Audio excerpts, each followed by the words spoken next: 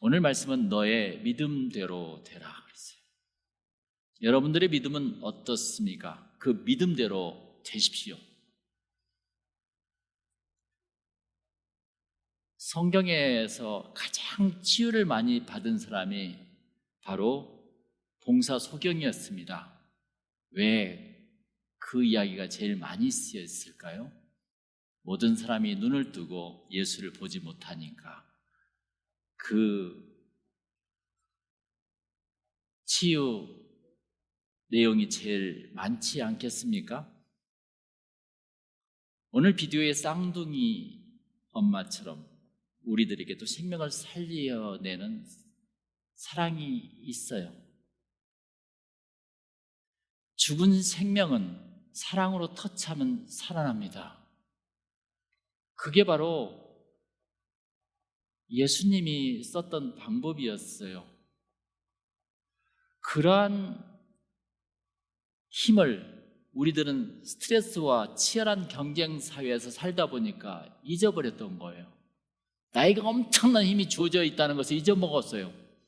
오늘 비디오에서 한 번만 안아봐도 될까요? 엄마의 간곡한 사랑의 마음이었어요. 막 낳자마자 죽은 이 제이미를 자신의 가슴 맨살에 허그하며 스킨십을 했던 거죠. 차가웠던 아이가 기적적으로 몇 시간 만에 꿈틀거리고 온기가 찾아온 거예요. 절대 포기하지 않는 엄마의 사랑과 믿음이 죽어있는 아들을 살려내었다는 것이죠. 여러분, 사랑은 포기하는 것이 아니에요. 내가 생명을 살리는 것은 포기하는 것이 아니에요. 내가 그걸 포기하면 내 자신이 죽어있는 거나 똑같다는 것입니다. 우리들의 목적과 포커스는 뭡니까? 지난주에 포커스를 돈으로 놓지 말고 사람으로 놓으라고 그랬어요. 그게 예수님께서 우리들에게 가르쳐준 방법들입니다. 이 방황하고 꿈이 없는 자녀들을, 차가운 이웃을 우리는 사랑의 허그로 살려낼 수 있다는 거예요. 늘 자신의 사랑의 심장 소리를 듣게 해야 되는 거예요. 성령의 북치는 소리가 들려서 그 사람들이 듣게 하면 되는 거예요. 그 심장의 소리가 바로 기도 소리요, 찬양의 소리요, 성경을 읽는 소리지 않겠습니까? 이러한 심장 소리를 자녀들이 늘 집에서, 교회에서, 차 안에서 듣게 하는 것이에요. 그런 심장 소리가 들리는데 왜 부모의 가슴 속에 깊은 은혜를 못 받겠습니까? 그 심장 소리가 들리지 않으니까. 때로는 저는 의식적으로 놀다가도 자녀들이 들어오면 쫙 기도를 해요. 찬양을 해요. 의식적으로라도. 매일 내 목소리를 들려줘야 돼. 기도 소리를, 성경 보는 모습을. 이것을 어렸을 때 계속 듣다 보면 그 자녀들은 은혜를 받게 돼 있어요. 그게 생명력이라는 것입니다. 그게 바로 제이미 엄마가 사용했던 방법론이에요. 그게 하나님의 심장 뛰는 소리입니다. 오늘 본문 말씀에도 12년 동안 혈류병을 앓고 있는 한 여인이 나옵니다. 혈류병은 하혈하는 피가 계속 멈추지 않는 거예요. 12년을 하혈을 했는데 얼마나 힘들겠어요, 여자 입장에서. 그렇죠? 얼굴이 창백했지 않겠습니까? 그 여인도 간절한 믿음으로 예수님의 옷자락을 터치합니다. 우리 다 같이 21절 읽어볼까요? 이는 제 마음에 그 겉옷만 만져도 구원을 받겠다 함이라. 정말 이 구절은 이게 정말 창조적인 아이디어예요. 어떻게 그런 아이디어가 나오는가, 그 여자에게, 여인에게. 예수님의 옷자락에 손만 대어도 병이 나을 것이라던 믿음과 확신이 그녀를 모티브 움직이기 시작합니다. 힘이 없지만은 하나님은 인간에게 하나님을 믿을 때 엄청난 힘이 생기도록 그렇게 창조하셨다니까요. 일부러 그렇게 창조하셨어요. 나를 믿을 때 너에게 엄청난 힘이 나가리라. 아멘, 할렐루야. 근데 너희들에게 믿음이 없을 때 근심, 걱정, 염려로 계속 쌓이느니라. 그렇게 하나님은 인간을 창조했어요. 참 이 믿음이란 것은 그렇게 중요한 것입니다. 여러분 22절을 한번 볼까요? 예수께서 돌이켜 그를 보시며 이르시되 딸아 안심하라 내 믿음이 너를 구원하였다 하시니 여자가 그 즉시 구원을 받으니라. 할렐루야. 내가 너를 구원했다가 아니에요. 그렇죠? 뭐라고 했죠? 너의 믿음이 너를 구원했다 이야기예요. 기적은 예수님의 매직이 아니에요. 우리들의 믿음에서 나온다는 것입니다. 분명히 예수님이 그렇게 이야기해요. 할렐루야. 하나님이 크게 역사할 때 사람들은 내가 너한테 중보기도해서 그것이 이루어진 거야. 그것도 있지만 제일 중요한 것은 내 믿음이 있었냐 없었냐가 더 중요한 것입니다. 내가 믿음이 있었냐? 한 번만 안아봐도 될까요? 절대 포기하지 않는 엄마의 믿음이 죽어있는 아들 제이미를 살렸잖아요. 포기하지 않는 믿음이 생명을 살립니다. 할렐루야. 여러분 가슴이 뜁니까? 힘듭니까? 어렵습니까? 뛰지 않습니까? 무덤덤합니까? 포기하지 않는 믿음이 생명을 살린다는 거예요. 참 신기해요. 사람을 낫게 하는 것도, 사람에게 힘을 주는 것도 우리 모두가 할 수 있다니까요. 생명을 살리는 전도도 믿음을 가지면 반드시 할 수 있습니다. 이웃에게 사랑을 터치하면. 근데 그런 것을 하려고 하지 않은 것이죠. 왜? 성령이 없으니까. 왜 성령이 없습니까? 뚜껑을 닫아놨어. 컵에 어떻게 물을 집어넣어야겠다. 뚜껑을 닫아놨는데 뚜껑을 열어야죠. 뚜껑을 어떻게 열어요? 기도해야 돼요. 12년 된 혈류병 환자처럼 간절한 마음이 있어야 된다니까요. 왜 그런 간절한 마음이 없을까? 생명인데, 왜 기독교인인데, 예수를 믿는데 왜 나에게 그런 간절한 마음이 없을까? 예수를 잘못 믿고 있는 거죠. 기도를 잘못하고 있는 거죠. 성경이 형식적인 것이죠. 이게 예배가 아닌 거죠.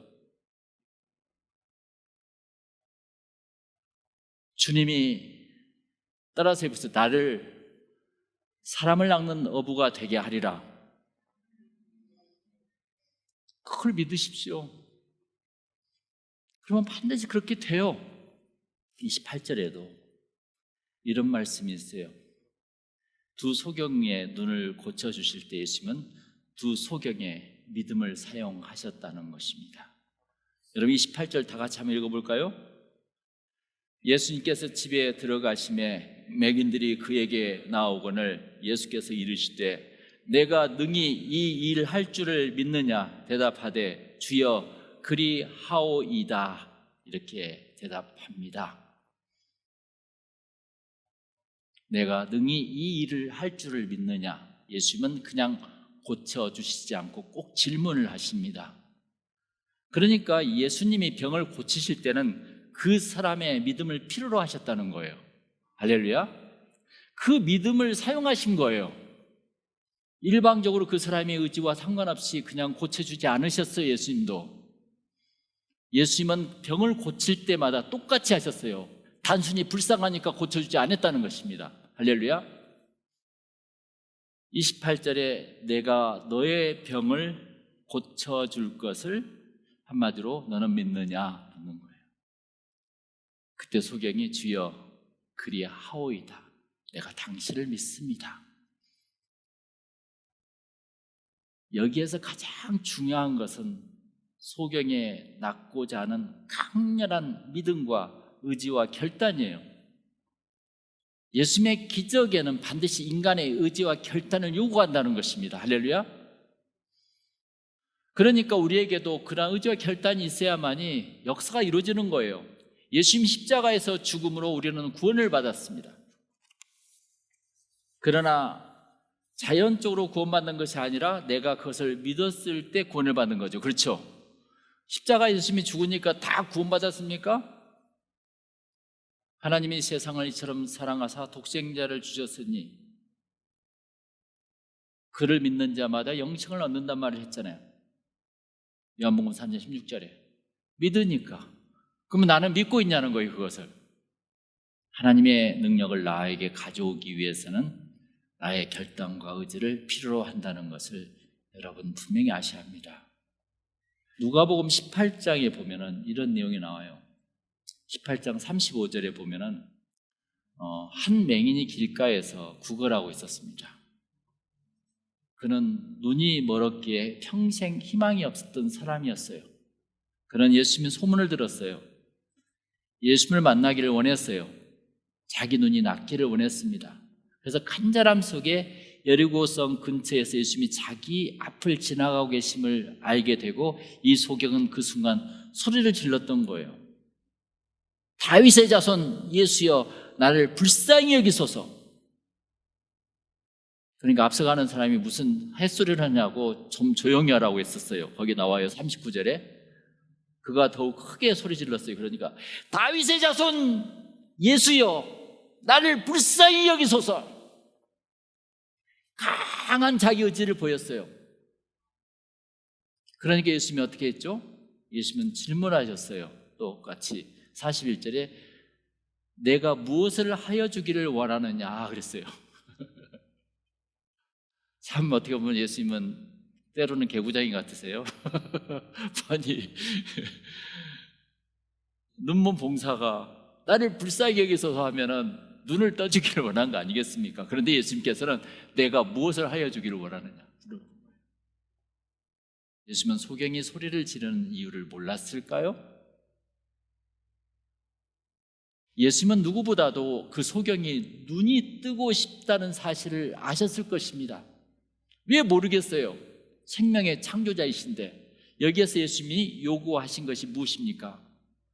그 소경의 믿음을 요구하셨다는 것입니다. 할렐루야. 네가 그것을 믿느냐 나를 믿느냐 이거예요. 그랬을 때 소경은 말합니다. 주여 보기를 원하나이다. 그러니까 예수님이 보라 내 믿음이 너를 구원하였느니라 이렇게 42절에 나오잖아요. 분명히 내가 너를 구원한 것이 아니라 내 믿음이 너를 구원하였느니라. 할렐루야. 여러분 믿음이 있습니까? 없습니까? 그 순간 소경이 눈을 뜨게 되었다고 나옵니다. 이처럼 예수님은 기적을 행하실 때 그 사람의 믿음을 사용하셨어요. 믿음은 예수님의 구원과 능력을 이끌어오는 수단이에요. 할렐루야. 우리는 믿음으로 구원을 받습니다. 반드시 자신의 믿음이 필요합니다. 그래서 누가복음 본문 18장 41절에도 그랬잖아요. 내가 무엇을 하여 주기를 원하느냐. 오늘 본문 마태복음 9장 28절에도 그러잖아요. 내가 능히 이 일을 할 줄을 믿느냐? 똑같은 말이에요. 계속 이렇게 말해서 사람을 고쳤지 그냥 고친 적이 없어요. 우리에게 믿음을 요구하시는 질문이에요. 내 믿음이 그렇게 중요하구나. 우리는 강력하게 믿음으로 하나님께 요청해야 이루어집니다. 하나님은 알아서 해주시지 않습니다. 반드시 믿음으로 구해야 이루어 주세요. 하나님은 우리가 믿음으로 기도하기를 원하고 계시다는 것입니다. 할렐루야. 창조 때부터 그렇게 만드셨어요. 인간을.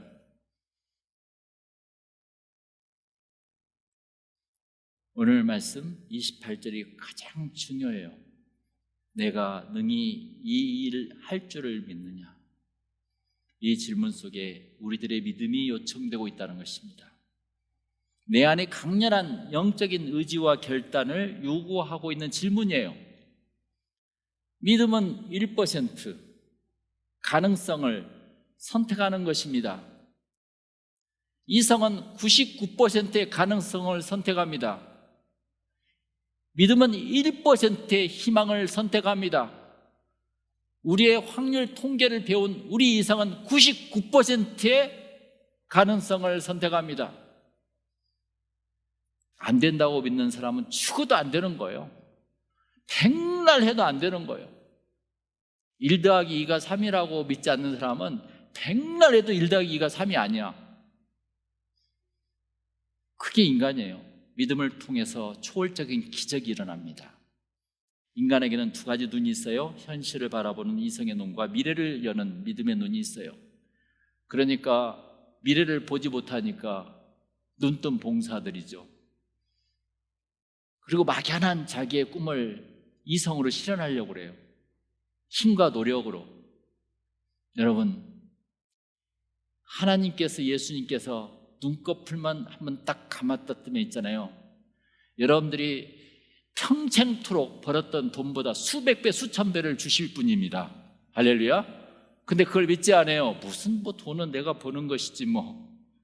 그러니까 죽고 살고 고생하고 힘만 드는 거예요, 인생이. 왜 이렇게 힘들어? 믿음이 없으니까.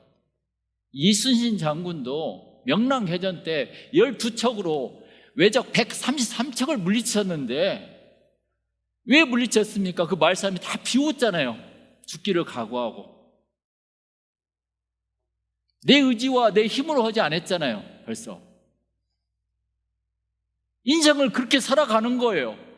나에게 주어진 시간은 딱 100년이야 대충 80년이라 생각해서 80년 동안 내가 어떻게 살아갈 것인가를 이 믿음대로 되리라는 말씀이 바로 그거예요. 하나님이 너를 만들었다. 근데 왜 그렇게 살아가느냐. 지난주에도 베드로가 맨날 고기만 잡고 다니니까 아휴, 내가 저 베드로를 고기만 잡으라고 만들지 않았는데 하면서 끄집어내잖아요. 그게 패러다임 시프트라고 이야기했잖아요. 그 믿음의 눈으로 오늘 삶을 이 소경처럼 뒤집어 엎으시기를 축원합니다.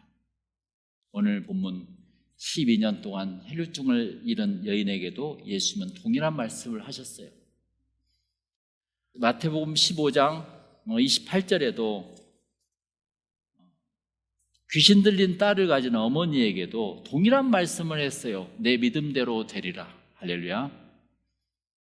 주님은 오늘 우리들에게도 말씀하시고 계세요. 내 믿음대로 되리라. 우리 다 같이 내 믿음대로 된다. 시작. 내 믿음대로 된다. 이렇게 믿음으로 나아가면 예수님은 너의 믿음대로 되리라. 할렐루야. 내 믿음이 너를 구원하였느니라. 할렐루야. 믿음을 가지고 사시기를 축원합니다. 기도하겠습니다.